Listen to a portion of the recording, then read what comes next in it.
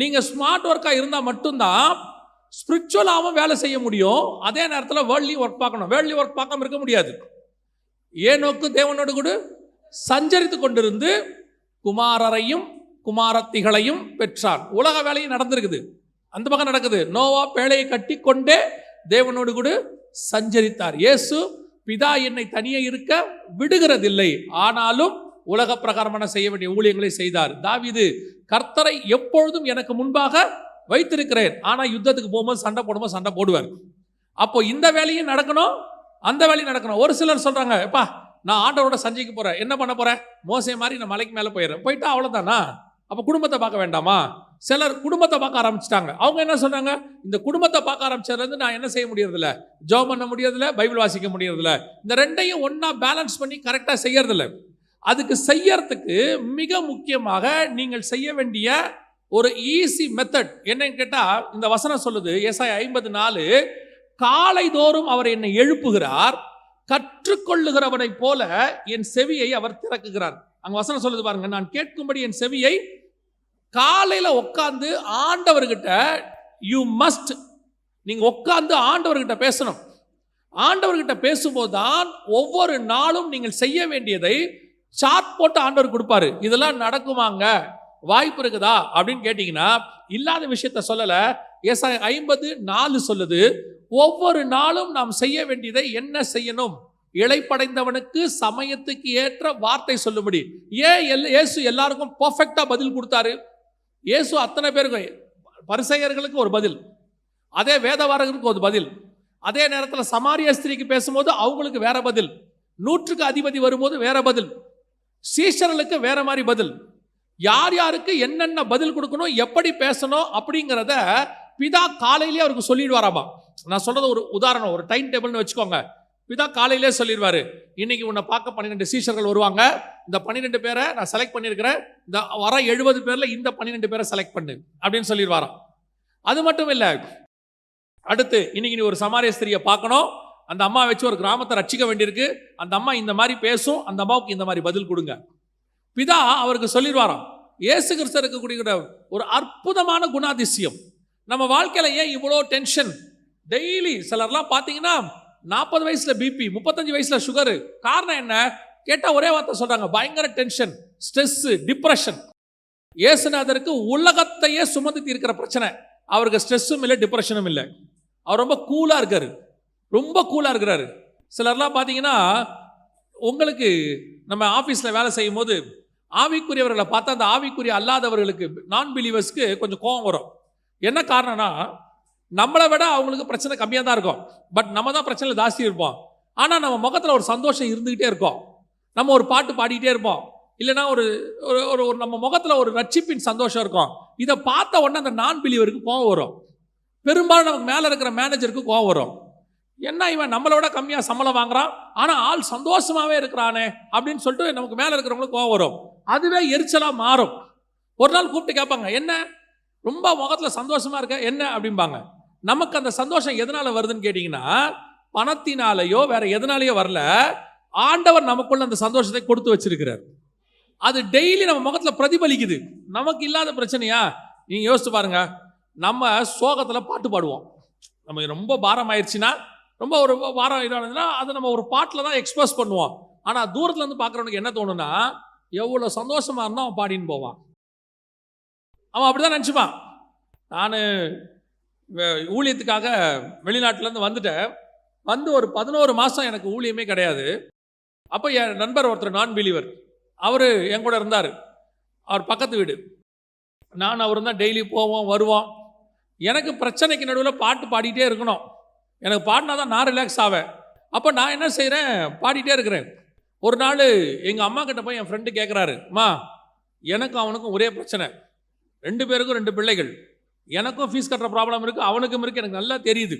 இன்னும் சொல்ல போனால் எனக்காவது கொஞ்சம் சோர்ஸ் இருக்குது, அவன் ரொம்ப கஷ்டப்படுறான்னு தெரியுது. ஆனால் எப்படிம்மா அவன் சிரிச்சுக்கிட்டே இருக்கிறான் அப்படின்றான், பாட்டு பாடிட்டே இருக்கிறான். காரணம் என்ன? இது வேற எதாலையும் வந்ததல்ல, கர்த்தர் நம்மோடு கூட இருந்து அதை ஏற்படுத்துகிறார். உங்களுக்குள்ள ஆண்டவர் இருந்தால் அந்த சந்தோஷம் தானாய் வரும். அந்த ரிலாக்ஸ், உங்களை டென்ஷன் ஆகாம கர்த்தர் பார்த்துப்பார்.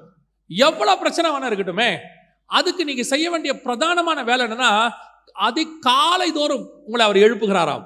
காலையில் ஏர்லி மார்னிங். இன்னைக்கு கிறிஸ்தவர்கள் கிட்ட இல்லாத ஒரு சுபாவமாய் மாறிடுச்சு. வாசிங்க மார்க் எழுதின சுவிசேஷம் 1ஆம் அதிகாரம் 33, 34, 35 வாசிங்க. பட்டணத்தார் எல்லாரும் வீட்டு வாசலுக்கு முன்பாக கூடி வந்தார்கள். பலவிதமான வியாதிகளினால் உபத்திரவப்பட்டிருந்த அநேகரை அவர் சொஸ்தமாக்கி அநேகம் பிசாசுகளையும் துரத்திவிட்டார்.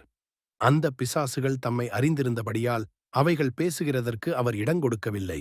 அவர் அதிகாலையில் இருட்டோடே எழுந்து புறப்பட்டு வனாந்தரமான ஓரிடத்திற்கு போய் அங்கே ஜெபம் பண்ணினார். நைட்டு முழுக்க என்ன நடந்திருக்குது? ஊழியம் நடந்திருக்குது நைட்டு முழுக்க. இன்னும் நீங்க மத்தியில் அது இருக்கு, போய் வாசித்து பாருங்க. நெடுநேரம் அவர் சுகமாக்கி கொண்டிருந்தார்னு இருக்குது. ஆனால் வசனம் சொல்லுது, இவ்வளோ மினிஸ்ட்ரியை முடிச்சுட்டு அவர் அதிகாலையில் இருட்டோடு எழுந்து. அப்படின்னா என்ன அர்த்தம்? அவர் வேலை இருக்குது, யார் இங்க வேலை இல்லைன்னு சொல்லல. ஆனால் early morning prayer is very important. அதிகாலையில், இந்த அதிகாலை என்கிறதை எல்லா கிறிஸ்தவர்களும் கண்டிப்பாக செய்ய வேண்டியது. இது ஆப்ஷனே கிடையாது, நோ மோர் ஆப்ஷன். ஏன்னா காலை தோறும் அவருடைய கிருபை எப்படி இருக்கிறது?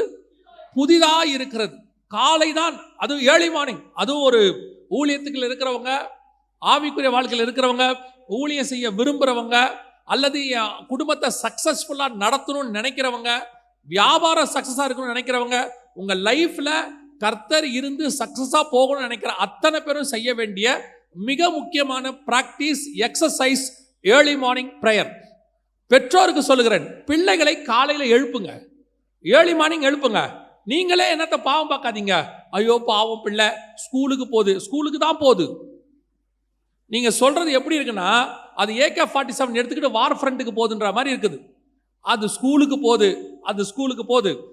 அதுவும் என்ன போகுது? காலையில் தூக்கி ஒரு மூட்டையை தூக்கி அது மேலே போடுறீங்க, 7:30 போகுது. இருக்கட்டும், இது எல்லாம் அது ஒரு வருஷம் பாஸ் பண்ணுறதுக்கானதுக்காக நீங்கள் பண்ணுறது. ஆனால் உங்கள் பிள்ளை லைஃப்பில் பாஸ் பண்ணணும்னா உங்கள் பிள்ளைக்கு நீங்கள் சொல்லிக் கொடுக்க வேண்டியது ஏர்லி மார்னிங் ப்ரேயர். இது ரொம்ப முக்கியம்.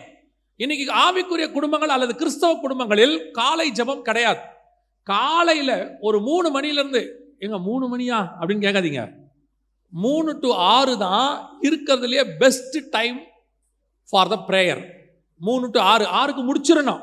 3 to 6னா ஆரம்பிக்கிறது இல்லை, 6க்குள்ள முடிச்சிடணும், பெஸ்ட் டைம். நான் சொல்லலை, சயின்ஸே சொல்லுது. இதை நம்ம ஆண்டவர் தான் ஃபர்ஸ்ட் சொல்லியிருக்கிறார். எங்கன்னா வாசிங்க, ஆதியாகமத்தின் புஸ்தகம் 3ஆம் அதிகாரம் 8வது வசனம் வாசி. ஆதியாகமம் 3:8 வாசி. பகலில் குளிர்ச்சியான வேளையிலே தோட்டத்தில் உலாவும் தேவனாகிய கர்த்தருடைய சத்தத்தை அவர்கள் 3 மணிக்கு அவர் என்ன பண்றாரு? காலையில பகலில் குளிர்ச்சியான வேலை. பகல்ல குளிர்ச்சியான வேலை என்ன தெரியுமா? எல்லா நாட்டிலையும் எடுத்திருக்கிறாங்க, ஆல் ஓவர் த வேர்ல்டு. எல்லா நாட்டிலையும் ஒரு நாட்டுக்கு குளிர்ச்சியான டைம் எது அப்படின்னு பார்த்தா, ஜனங்க எல்லாம் படுத்து, வாகனம் எல்லாம் ஓடி, கூடுமான வரைக்கும் எல்லாம் சைலண்ட் ஆகி, அது வரைக்கும் இருந்ததான சூடெல்லாம் குறைஞ்சி, ஒரு அமைதியா ஒரு இருக்கிறதுலையே அங்க ஒரு சில்லுன்னு இருக்கக்கூடிய கிளைமேட் எத்தனை மணிக்கு வருதுன்னா, ஏர்லி மார்னிங் 3 o'clock தான் வருதாமா. Early morning 3 o'clock. நீங்க கூட பாருங்க, நல்லா தூங்கும் போது 10 மணிக்கு கூட படுத்துருவீங்க, ஆனா 3 மணிக்கு ஏசி ஆஃப் பண்ணிடுவீங்க. அந்த 2-3 மணி ஆகும்போது குளிர் உச்சத்துக்கு போகுது, நம்மள அறியாம 2 டிகிரி இன்க்ரீஸ் ஆகும். ஏன்னா எல்லாம் ஓடி அடங்கும் போது ஆட்டோமேட்டிக்கா குளிர் ஆகுதுன்னு சொல்றாங்க.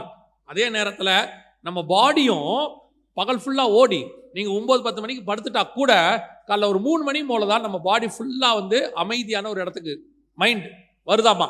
அதான் ரைட் டைம் ஃபார் மெடிடேஷனுங்கிறான், 3 to 6.